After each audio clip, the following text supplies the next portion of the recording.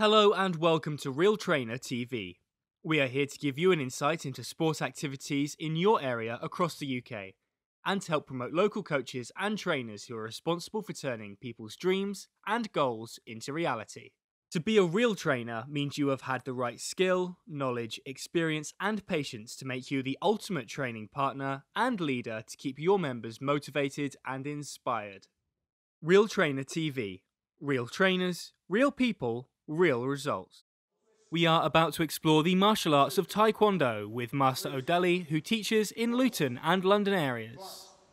Taekwondo has become one of the world's most popular martial arts in terms of number of practitioners and has been an Olympic sport since 2000, as well as being a way of life that involves self-defense, discipline, sport and exercise. I'm here with Master Odelli from Luton and we're here to talk about Soo Kwon Do. It's absolutely fabulous and we can see that there's a range of different ages.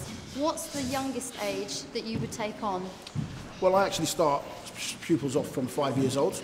I usually tend to go from 5 years old because usually their level of understanding is more than sufficient to handle the techniques and the instructions. And I see that you actually pair them up with adults as well, so they're not just kids to kids and adults to adults. Why do you do that? Well, basically what I've actually found is that for martial arts and self-defense generally, you never know who it is that you're going to turn around and encounter. It could be a man, could be a woman, could be a kid, could be someone bigger than you. And 9 times out of 10, kids in school are usually confronted with somebody bigger than them.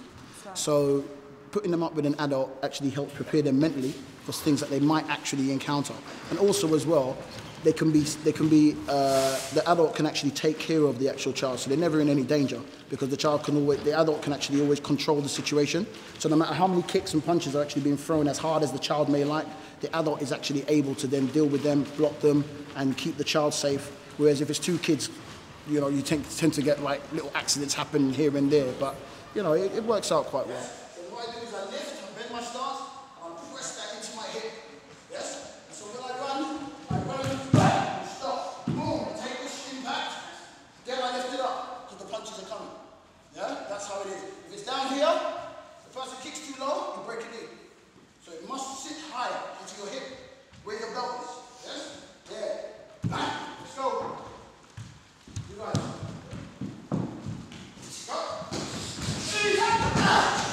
I and many others see it as a sport that's quite aggressive. So do you have a lot of aggressive people coming in? And if so, how do you deal with that? I do get people that are aggressive wanting to come in, but basically once you actually tell them that and you explain to them that the actual secret and the principle behind martial arts is quite a calming thing. Most people think to themselves that, it's to learn how to fight. It actually does the opposite. It teaches you how not to fight. You actually don't get into trouble. If there's a problem, you'll actually tend to walk away. You'll tend to be much calmer in the outset. And but what I tend to find as well is that when people come in and they're very, very aggressive, I pair them up with like one of my top students, and obviously he never turns around and actually lashes out in anger or anything like that. But you can pair them up, and it's the other person who's aggressive might be going at them as hard as they want, but my guy is still able to keep calm and composure, and he kind of diffuses the situation each time. So the person just ends up getting a hell of a lot calmer, and then you realise, well, you know what? I've stood up in front of this guy for the past 5 minutes. I can't even land a shot on him. Anytime that he wants to, he can take me out. So it's a very humbling type aspect, and I find that the martial arts actually is a very humbling thing anyway. So, if you had somebody who was in your class who was very talented, and you wanted to take them to, say, the Commonwealth Games or the Olympics, are you able to do that? And how do you go about getting them to that level? Yeah, definitely. What we actually do here is Soo Kwon Do is a derivative. It's got loads of different martial arts forms actually in it. The base of it being the WTF Taekwondo. Myself, I actually do kickboxing.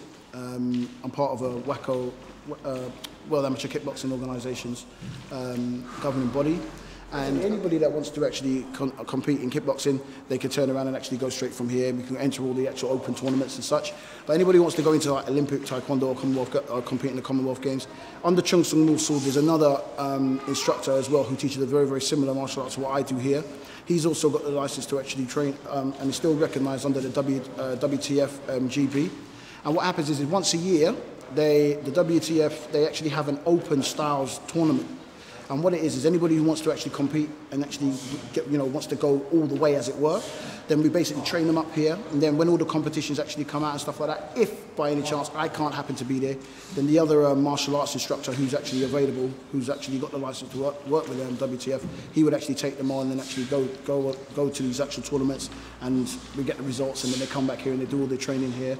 But the training style will slightly change, because we will focus more then on the rules behind WTF Taekwondo, and that is how their training regime directly goes under me. The class have their own syllabus, but anybody that wants to do competition-based sport, we break away slightly from the syllabus and we focus on what it is that they'll be competing in. Okay, relax. Hands on your backs. Cherry up. Hit it.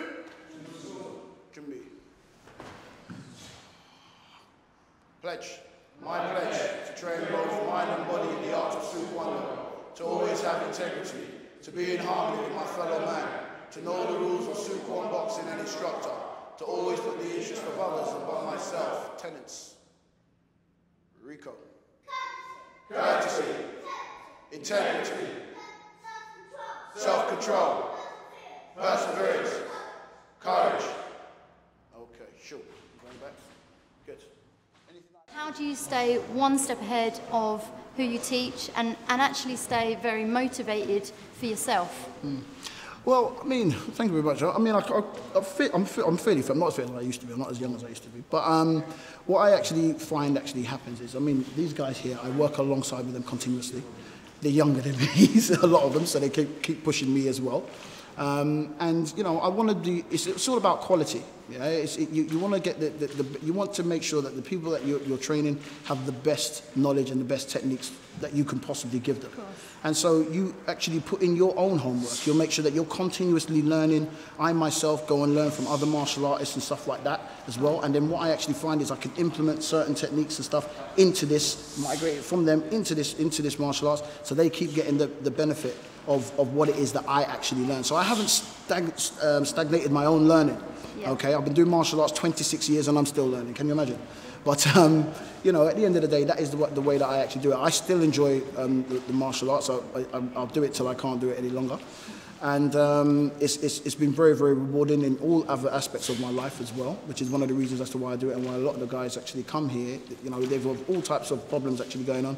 But when they come here, they can zone out, they can be the type of character that they want to be, they can practice, and they can just, get excited and leave all the troubles behind to a degree.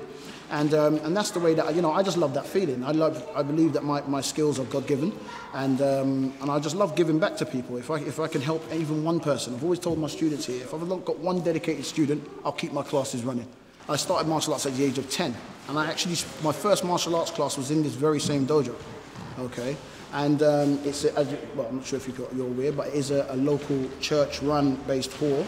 Everybody that's part of the actual congregation is allowed to turn around and train at an extremely low fee. None of them are actually here today, but I do fitness clubs and all the rest of that in this same place. So I'm pretty well known around here, and and I do get people from the actual church and all around the actual area itself. It's not. I wouldn't necessarily regard it as the most affluent area, so I keep the prices low, and lots of people come down and have fun.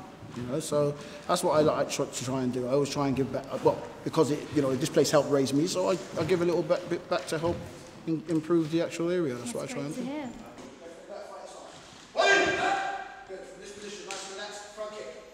If any of you guys want to contact Jay for any of this kind of training or any of his classes, how do we go about doing that?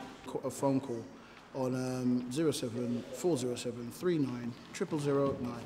Or you can contact me via email, which is mene070907 and yeah, we can talk. We can get an understanding about what type of training it is that you actually want. I do private training for people that not necessarily want the class aspect, and we take it from there. Okay, and now back to RealTrainerTV.